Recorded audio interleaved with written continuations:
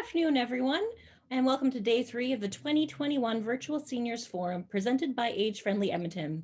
Our mission over the course of the week is to create a safe space for older adults to learn and access resources about health, wellness, and housing. And we're only able to do that due to the time and effort of our speakers who have generously volunteered their time to share with us today. We're very excited for this upcoming session called Intergenerational Wealth Transfers. A little bit about our speaker today. Sterling Menard has been an advisor since 1992. His attention to detail, good listening skills, and great empathy are symbols of his appreciation for his clients. His primary responsibility is income planning for seniors and making sure their investments work for them. He is happily married to his lovely wife, and when away from the office, they spend time with family and friends and chase fish all over this great planet. Thank you so much for being with us today, Sterling. I'll give you the floor. Thank you very much. First, I'd like to thank Sage for giving us this opportunity to come in and speak to you all. And I'd like to thank everybody who's came in on this call. I know we're approaching the end of the day. The call today is not an overly fun topic, but it's one that we deal with quite regularly. It's intergenerational wealth planning. What happens to your money when someone passes away? And it's an important topic. Normally, when we have this discussion, it's at the office or it's sitting kitchen table talk.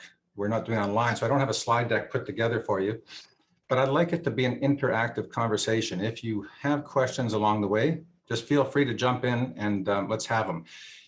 If you have a question and you're not comfortable posing it in an open forum, reach out to us afterwards. You can get our information from Sage, or I'll give it to you at the end of the conversation.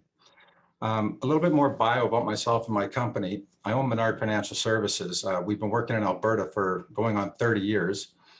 The majority of our clients are seniors, not exclusively, but the majority. So we deal with this issue quite regularly. Myself, I own a certified financial planning designation, an Elding Platter counselor designation, and a master financial advisor designation. And all that in a quarter will get you a cup of coffee. Okay, so today we're going to be talking about, again, what happens to your money? What's the process when someone passes away, and how do we avoid time delays and cost delays? And most importantly, how do we stay out of probate if possible? So when we start this, we're going to talk, we need to have an understanding of the difference between registered and non-registered accounts. And as I don't know everybody's knowledge level here, I'm just going to go back and recap these things so everybody understands. Registered accounts are things such as RSPs, registered retirement savings plans, RIFs, registered retirement income plans, tax-free savings accounts, TFSAs, LIFs, life income funds, LIRAs, locked-in retirement accounts, pension plans through work. Those accounts all have one very similar thing in common, and that's you can put beneficiary designations on them. That says, in the event you pass away, your money is going to go to who you named, and is going to go there outside of the estate. And we're going to talk about that a little bit. Non-registered accounts are all the other accounts that are not registered, and they can be GICs, they can be mutual funds, they can be individual stock accounts. Those accounts do not have beneficiary designations, and we're going to talk what happens to them because this is important. We're also going to discuss the difference between the banks and the insurance companies. Menard Financial contracts to Sun Life, an insurance company. But this discussion is not going to be, oh, they're bad and we're good, because that's not what this is about. First off, we don't think we need to blow someone else's candle out to make our light shine. And second, this isn't about bad or good, it's about legislation. The banks are legislated under the Banking Act. The insurance companies are legislated under the Insurance Act. And as such, the banks can do things the insurance companies can't do. For example, they can give mortgages. They can do personal loans. Insurance companies can't do that. But the insurance companies can do something very valuable in this area of discussion that the banks can't do, and that's put beneficiary designations on non-registered money, certain non-registered money. Now, we know when we talk about non-registered money that the senior community in Canada holds hundreds and hundreds of millions of dollars in non-registered accounts. These are GICs and mutual funds. So it comes back down to what happens to that money when someone passes away. And what happens is the account is froze. You have a GIC sitting at the bank and you've got, pick a number, $100,000 sitting in this, and you want it going to a daughter, a son, a charity. What happens to the money? It's froze. And it's frozen until the bank gets a notarized, probated copy of the will.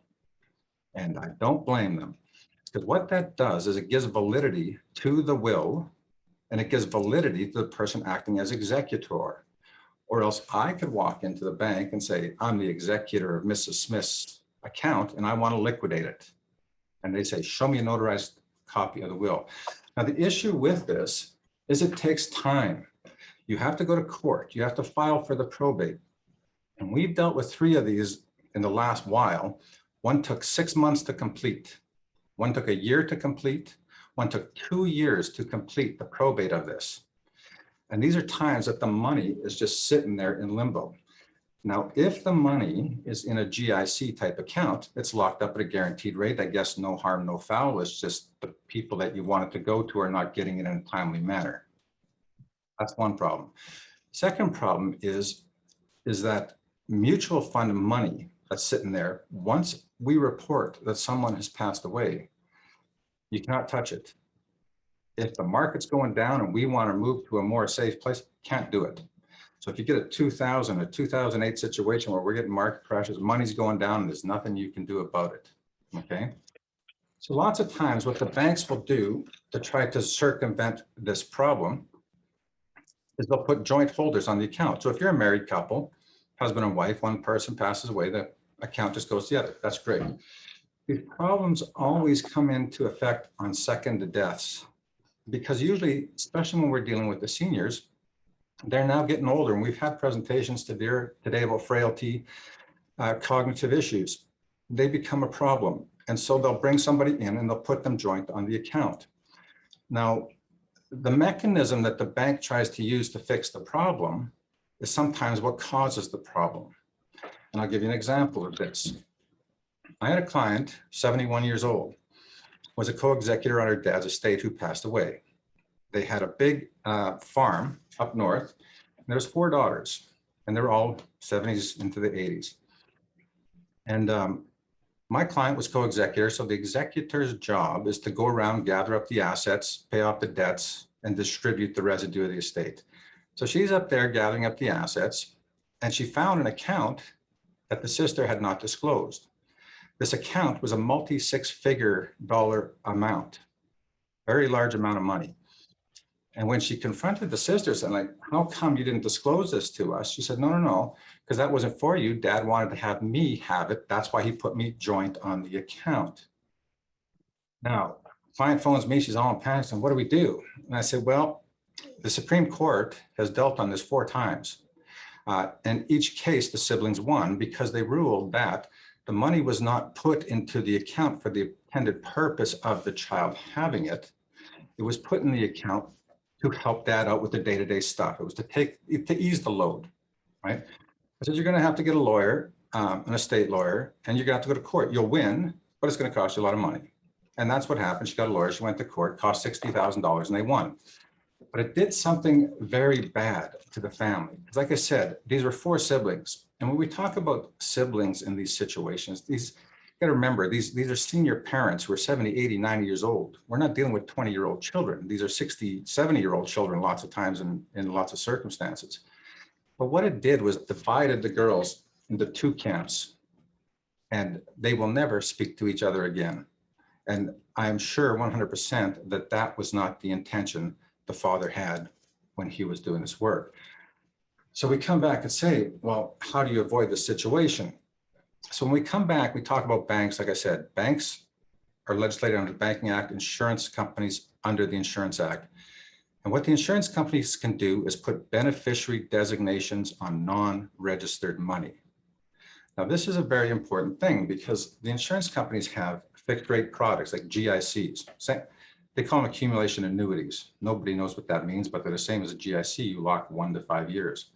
But because they're under the Insurance Act, they can put a beneficiary designation on that money.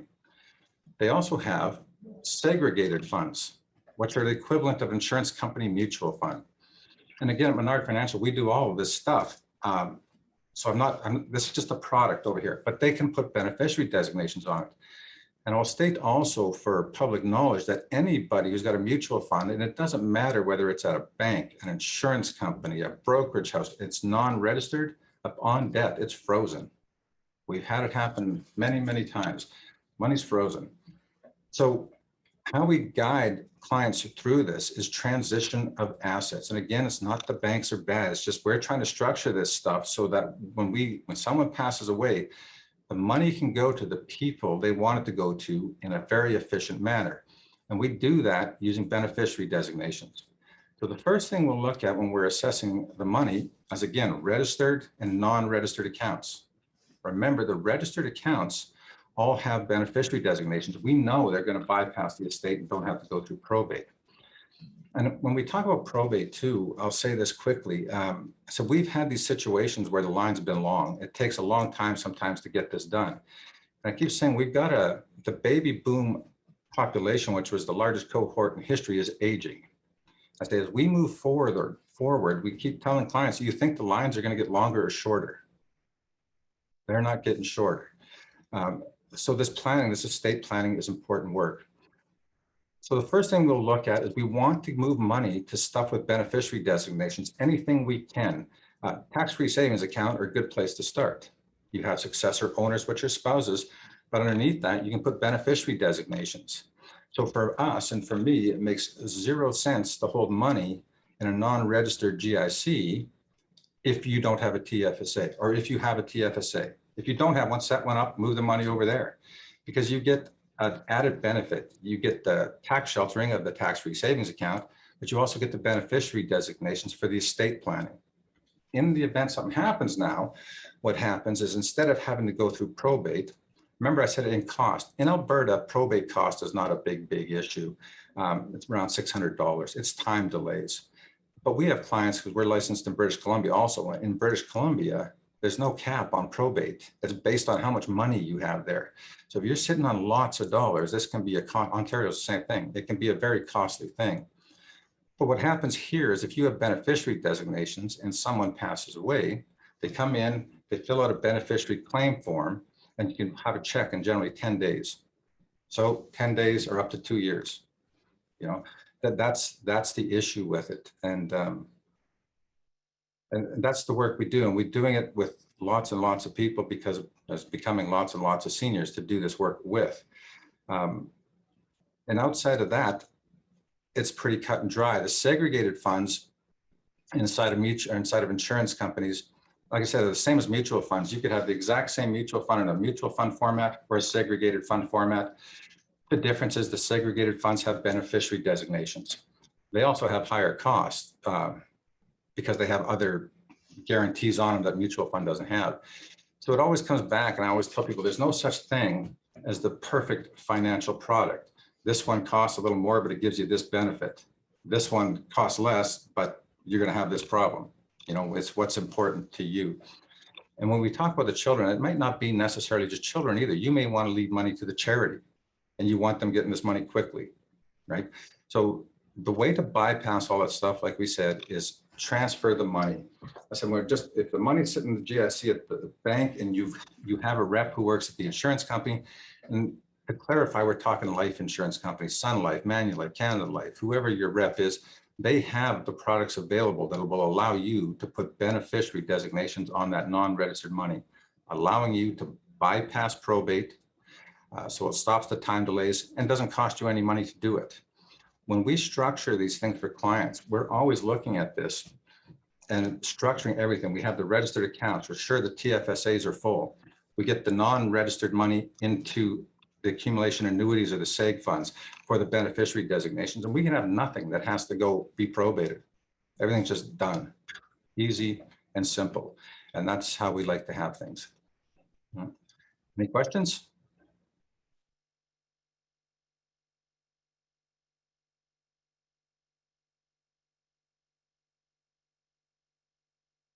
Hello.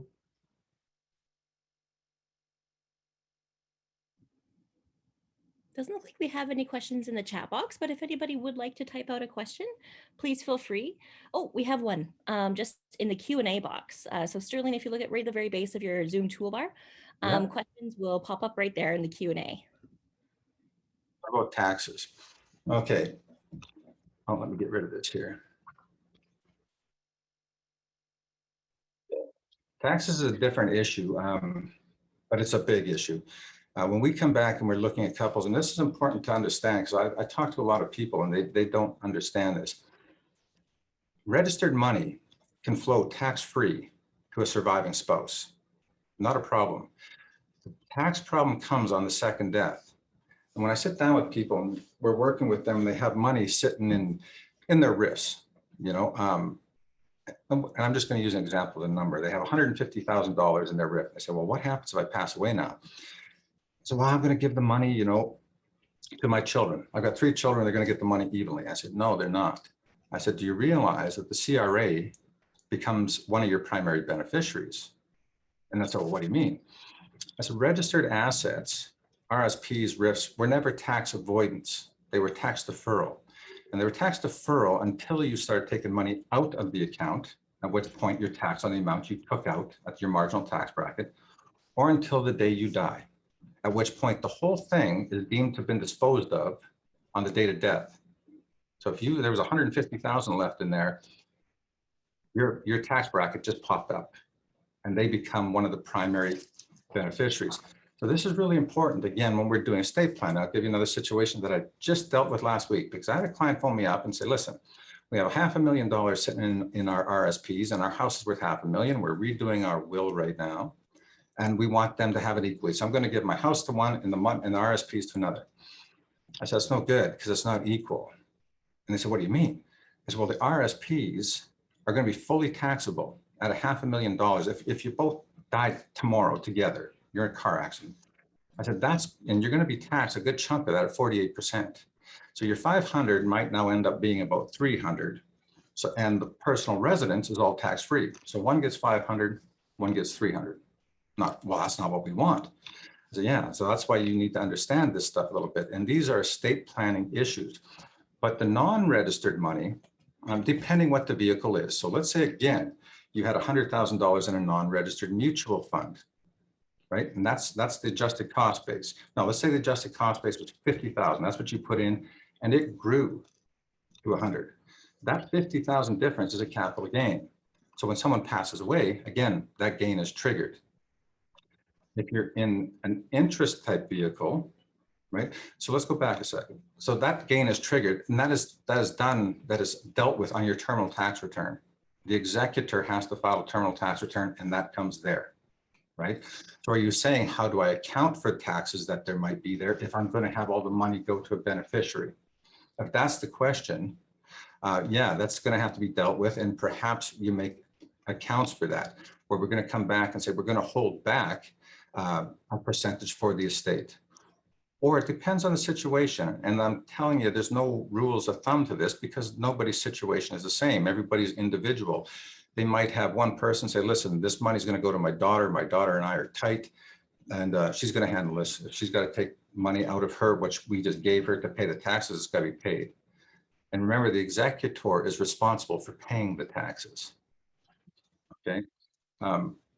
So estate planning work from that standpoint is important, and most people don't understand it, or a lot of people don't understand that these things are coming up, and it's important for them to understand. And I always tell people, you look at these governments running these days, and you look at the deficits that they're running and the debt they're running, where do you think they're going to get the money to help pay for this stuff? They're coming after the baby boomers, they're coming after the accounts. And most of them have no idea or haven't done estate planning of any type to try to mitigate the tax bill that can come down the road. And I'll give you a quick example of that. You have business owners.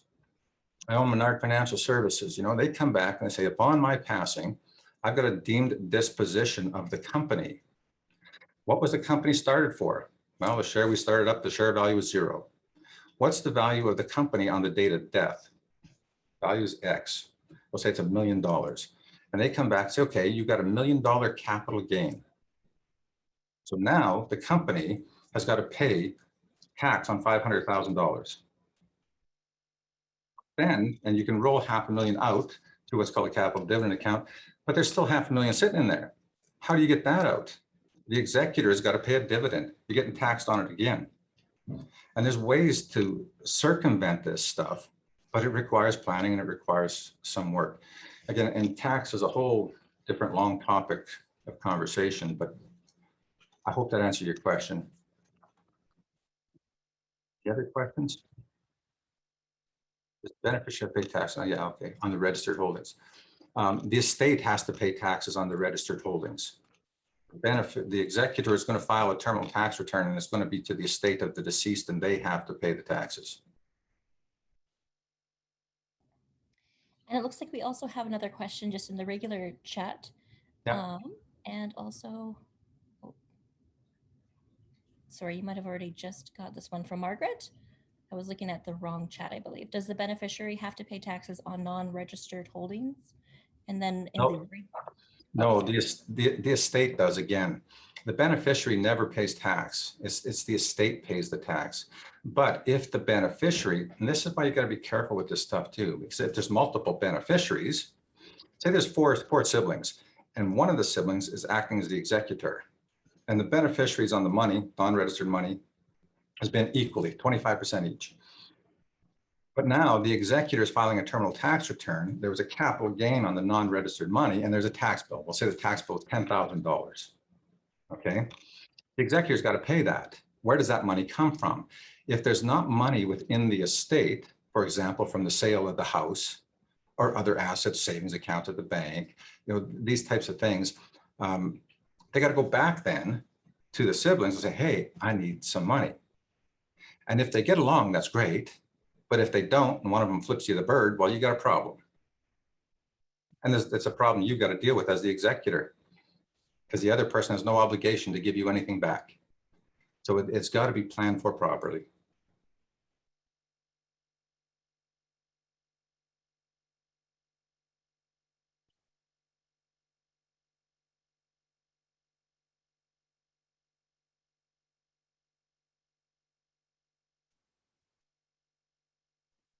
How long does the process of estate planning take? Also, when does it have to be reassessed?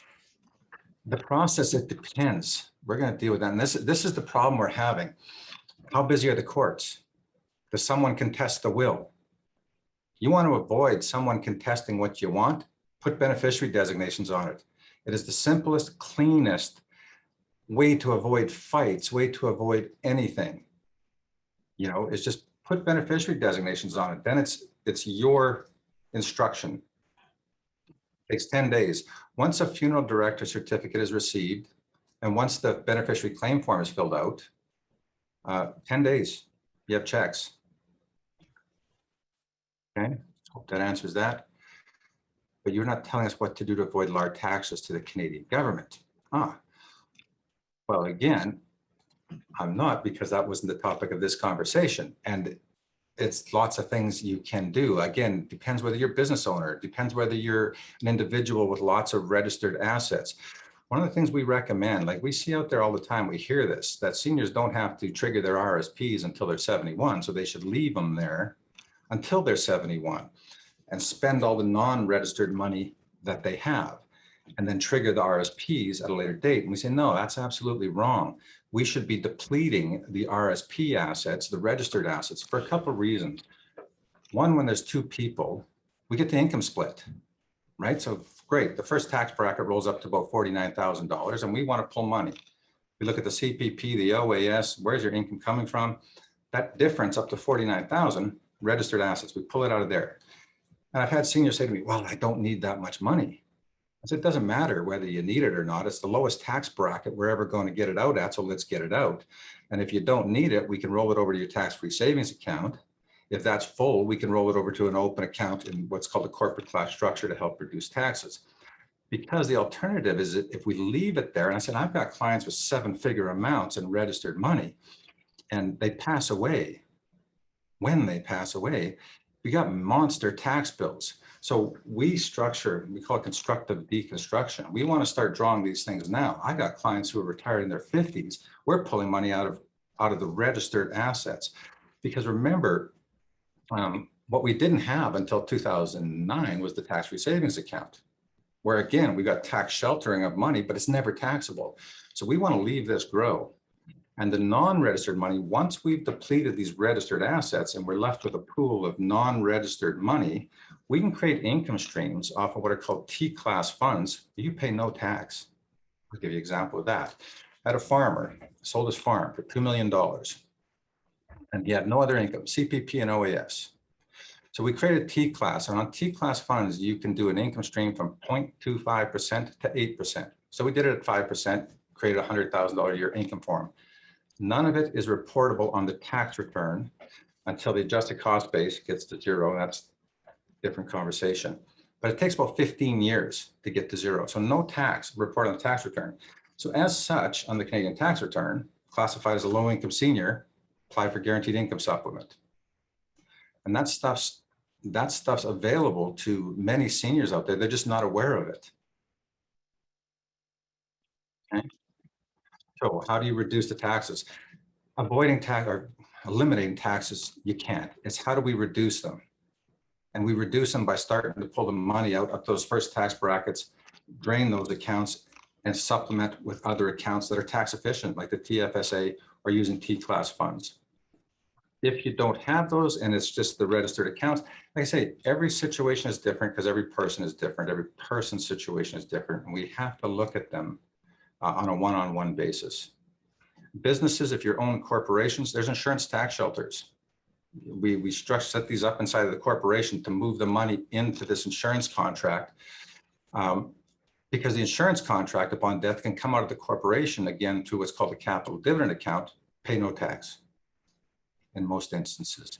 So there's things that you can do. And they require some planning. How much does estate planning cost? Nothing. I guess maybe it depends where you do it, but when clients come into us to talk about this, this is the service that we provide. We manage assets, and that's how we get paid is from the dollars that we manage. But nobody comes into us and say, well, we're charging you $125 an hour. We also have an estate and financial planning department for our clients to come into, where they'll look at your whole situation, cost you nothing. And if you were to do this work outside of this platform, lots of times they're charging up to $5,000 to do this. Our clients, it's a service that Sun Life provides to bring our clients through. So I'm going to go, are T-class funds only managed by insurance companies? No, they're managed by fund companies, matter of fact. And so Sun Life has a SLGI fund, Sun Life Global Investments. I don't deal with that. I deal with CI investment funds. But all the fund companies, Mackenzie, Fidelity, Templeton, they all have T-class units of their funds. And if that's something you're interested in and you're not aware of and you have somebody you're dealing with, talk to them about it because these are fantastic. We use them a lot for seniors. And I'll tell you the situations we use them for because we get people come in here lots of times, widows. I deal with lots of widows and they come in here and they'll walk in with a big check, $500,000. And where did the money come from? It came from the sale of their house because now they're older. The house has gotten too big. They can't deal with it anymore. So they sell it and they come back and say, okay, I've got this money. I'm going to go buy a condo. And they're like 75 years old. I say, well, hold on. Why would you go buy a condo? You know, you're going to give 350,000 of your $500,000 away. And now you only have 150,000 left to generate income with, right? We can do T-class at, 5% on $500,000. That's 25,000 a year. So just over 2,000 a month. You can go rent a place. You don't have to worry about property taxes. You don't have to worry about hot water heaters or furnaces blowing up. You got a roof over your head and you've got extra money to go do the things you want to do. And you nothing on the tax return. And on the tax return, again, if you're CPP and OAS, you're classified as a low income senior. Get guaranteed income supplement. They'll give you another $700 a month. T-class, great stuff. I would find out. I encourage all seniors, look into T-class funds. They're really good. If you're trying to get money out of a company, which is the best professional to see, an estate planner or an accountant? This is a good question because we deal with lots of accountants. And I always view it like this. And I'll answer your question quickly, estate planner. I say accountants are like the morticians on the battlefield. They're there to count all the dead soldiers after the battle. The financial planner's job is to make sure there's less dead soldiers. Hope that answers your question. You invest in insurance, have to do it through an agent, right? In bank, I can go online and buy and sell stocks on my own. But can I buy insurance? Yeah, that's a lot. Yeah, I'm pretty sure you can go, I don't know, Royal Bank sells insurance. You can buy it all online. It's not a matter of buying the insurance. It's a matter of having insurance. It's a funny thing. Canadians, majority of Canadians think insurance is just a thing you buy it to protect the family. No, we use them for tax shelters. I mean, and wealthy people use them a lot for tax shelters. And I don't know that if you're just going online to buy something, you're dealing with the individual. You're dealing with a computer. You're not dealing with anybody to help you walk through this process, because if you're looking at, when we're doing these types of things, it's not about how little the premium is. It's about how much will the government allow us to put into these things. Because once we shelter the money into these things, they're sheltered, the money's sheltered.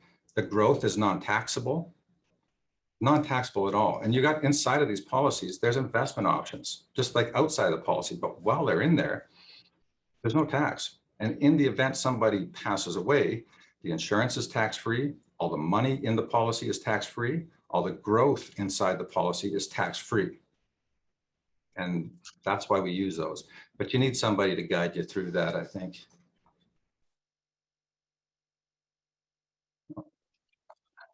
Great. And Sterling, there's just one question in the chat box here. Is there a limit to the number of beneficiaries you can have for one product? No, you can put as many as you want on, and in whatever percentage you choose. Mm-hmm. And we also have another question in the Q&A. So it was just a response to the previous question in there, which was, what can you invest in insurance? Have to do through the agent. Oh wait, sorry. The question is more, I'm not talking about the insurance, but the funds in the insurance funds inside. What can you invest in inside the insurance policies? Mm-hmm. You can invest in GICs, fixed rate product.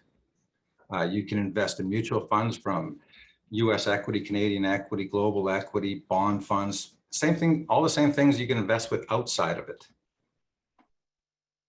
Maybe not, hold on, maybe not individual stocks. No, they're portfolios. Great.